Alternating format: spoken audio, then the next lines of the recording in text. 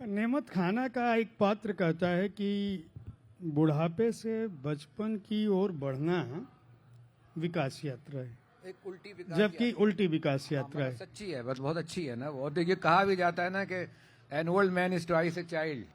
तो अगर आप फिर से मासूम होना चाहते हैं तो आपको बूढ़ा होना पड़ेगा, वरना वो आप अपने बचपन में बड़े मासूम थे, फिर जैसे जैसे उम्र बढ़ती गई तो उम्र आपको आलूदा करती गई, उम्र आपको पॉल्यूटेड करती गई, और फिर होते होते जब दोबारा अगर जिंदगी में उतना बूढ़ा होने की बारी आई, जितनी जब आपके अंदर से वो खुशबू आने लगे, उतना बूढ़ा होने के बाद जो कि एक पुराने पेड़ से आती है ये या खुशबू एक पुरानी किताब से आती है, तो वो बहुत ही पवित्र चीज होती है।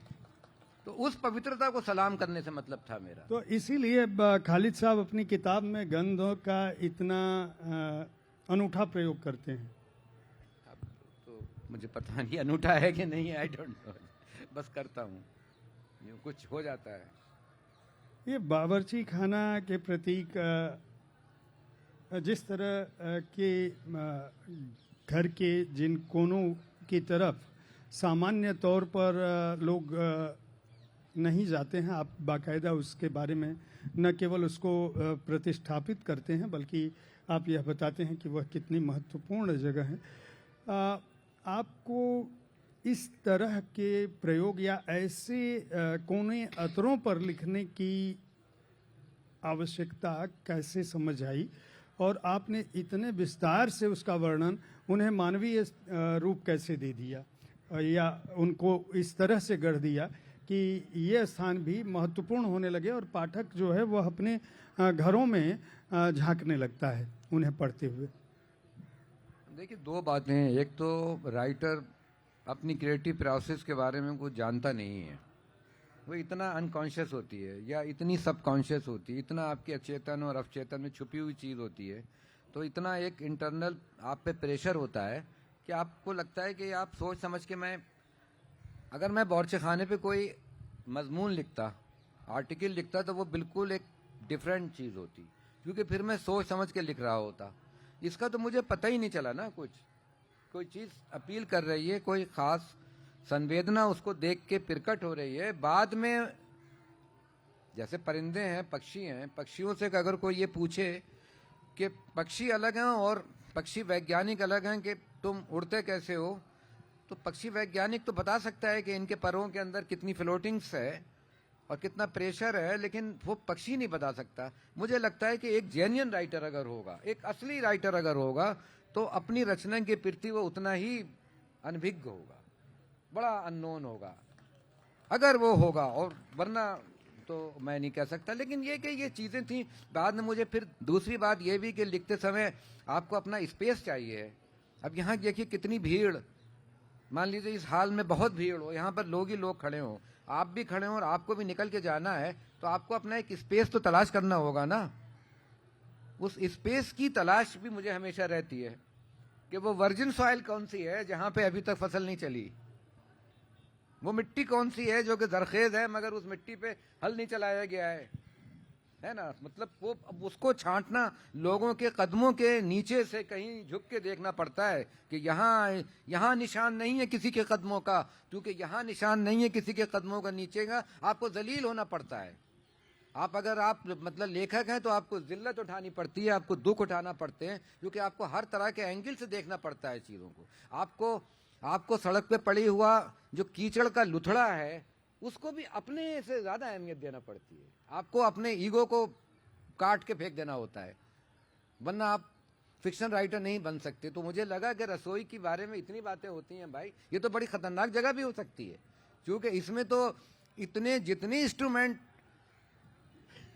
मैंने लिखा है कि ड्राइंग रूम में लगी हुई बंदूक भी इतनी खतरनाक नहीं हो सकती, क्योंकि वो तो सिर्फ एक फैशन में लगाई गई है ना जी, क्योंकि उसमें गोली भी नहीं होती, वो तो लगी हुई है। बाप दादा ने कभी शेर का शिकार किया था तो उसकी निशानी के लिए लगी हुई है।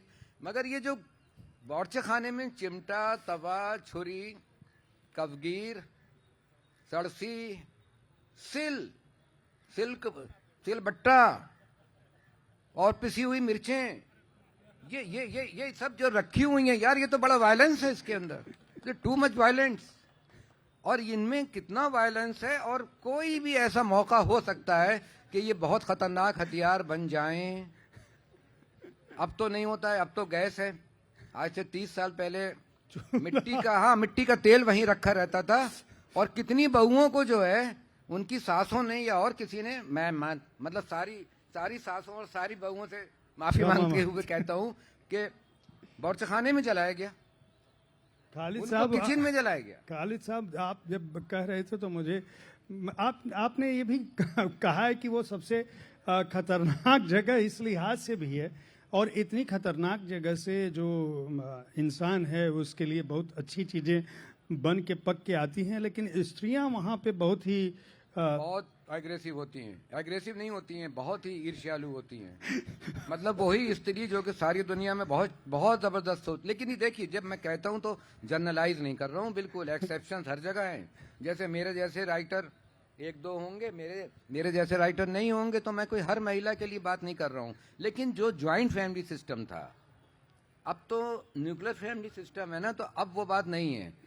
लेकिन अब तो स्त्री का अपना होता ही है ना। वो मकान का सबसे वो हिस्सा जो ज्वाइंट फैमिली में हुआ करता था, जिसपे वो सबसे ज्यादा पॉजिटिव होती थी, वो तो किचन ही होता था। और आप इसीलिए देखिए कि सबसे पहले तो किचन ही अलग किए जाते थे।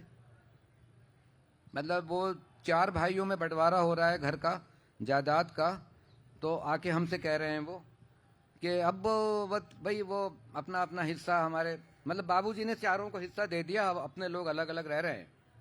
तो सबके अपने अपने कमरे हैं, एक ही घर में रह रहे हैं। ये भी कह रहे हैं कि सबके अपने अपने कमरे हैं, एक ही घर में रह रहे हैं, एक ही आंगन है। तो मैं उनसे कभी कभी पूछता था, और भाई रसोई का क्या है?